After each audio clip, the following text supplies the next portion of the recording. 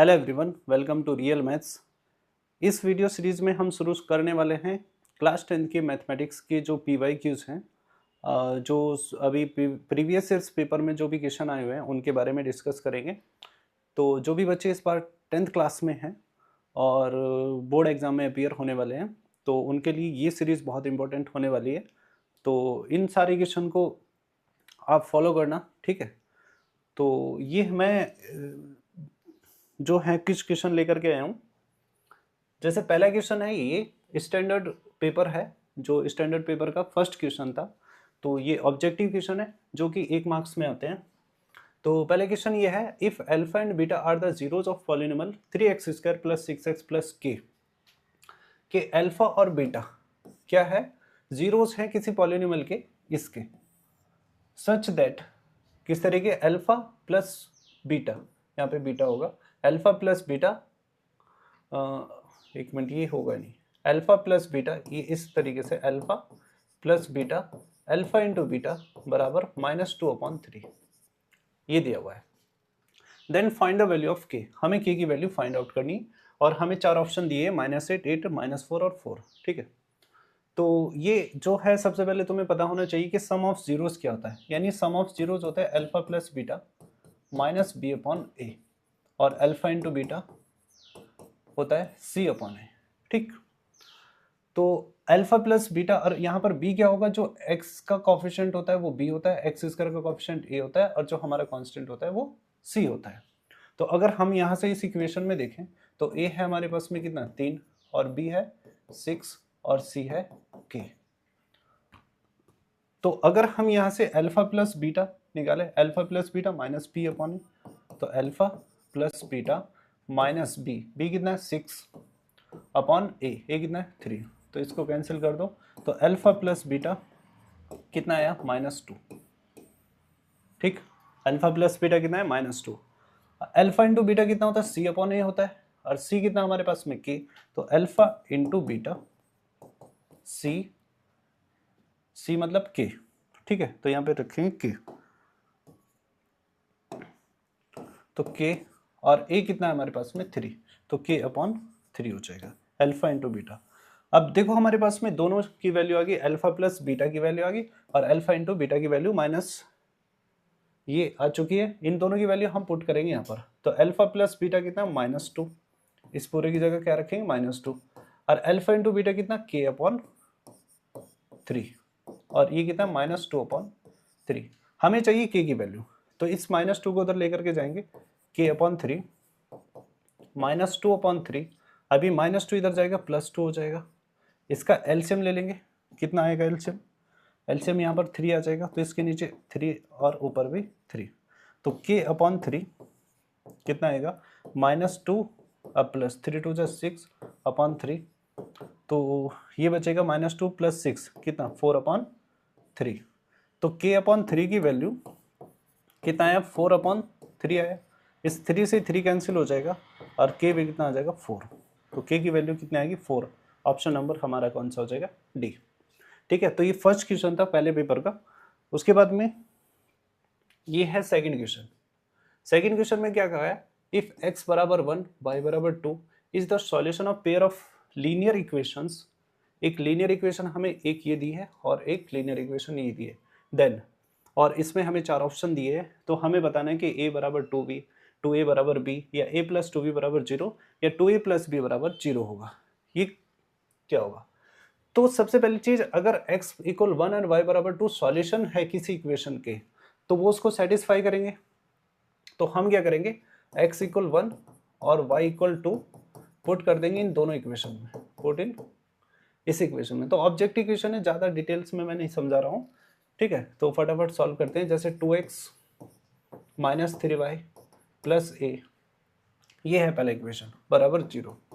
तो अगर मैंने x की जगह यहाँ पे 1 रखो, 2 × 1 - 3, y की जगह क्या रखो 2 रखो, + a बराबर 0, तो 2 × 1 = 2 हो जाएगा, और 3 × 2 = 6 + a, और ये 2 प्लस का -6 -4 बचेगा, + a कितना हो जाएगा -4 + a, और इधर कितना है 0 0, इस -4 को इधर लेकर के जाएंगे तो a कितना आ जाएगा 4, ये कितना आ जाएगा 4। ऐसे ही क्या करेंगे, x बराबर 1 और y बराबर 2 इस इक्वेशन में पुट करेंगे 2x, इसमें 2x plus 3y minus b equal 0। इसमें रखेंगे x की वैल्यू 1, तो x की वैल्यू 1 रखेंगे, तो 2 इंटू 1 प्लस 3, y की वैल्यू क्या रखेंगे 2, y की वैल्यू 2 यहाँ पर रखेंगे, माइनस b इक्वल 0। तो 2 प्लस 3 2 जा 6 माइनस b इक्वल 0, तो 2 प्लस 6 कितना हो जाएगा 8 माइनस b इक्वल 0। b को उधर ले जाओ तो 8 इक्वल b, यानी हमारी b की वैल्यू आ गई 2। लेकिन हमसे a और b नहीं पूछा है, हमसे पूछा है क्या, इन दोनों के बीच में क्या रिलेशन है, a इक्वल्स 2b है, 2a इक्वल b है, क्या है। तो रिलेशन अगर हमें फाइंड आउट करना है तो अगर हमें देखें इस b को क्या लिख सकते हैं, b इक्वल 4 इंटू 2 लिख सकते हैं, क्या लिख सकते हैं 4 इंटू 2। अब 4 की वैल्यू कितनी है a, तो हम क्या करेंगे 4 की जगह यहाँ a कर देंगे, तो b इक्वल्स 2a हमारा एक रिलेशन बन के आ जाएगा।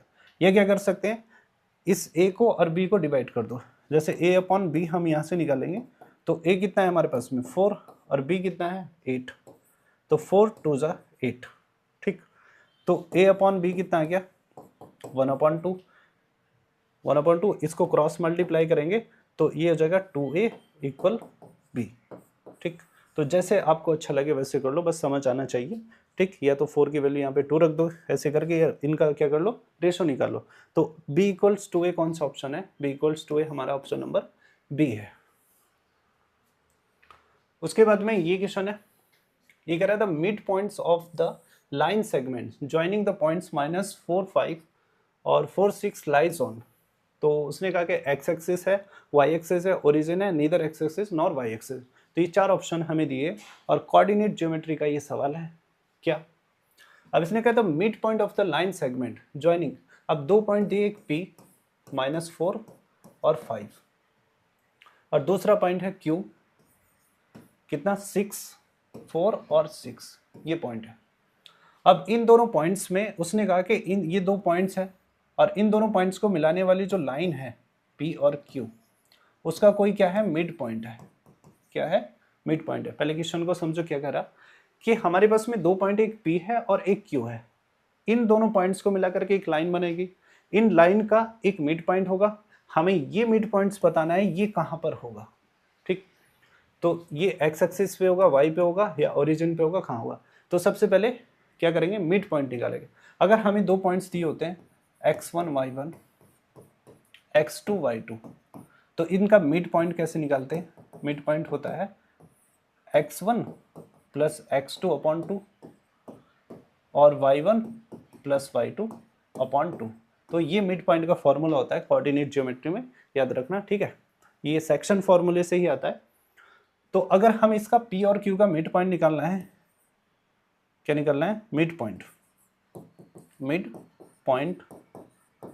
ऑफ P एंड Q, तो वो कैसे निकालेंगे, इसको x1 मान लो, इसको y1, क्या करो एक को x1 और इसको x2 और y2, फॉर्मूले में रख दो। x1 कितना है -4 प्लस x2 कितना है 4 अपॉन 2, y1 कितना है 5 प्लस y2 कितना है 6 अपॉन पे 2।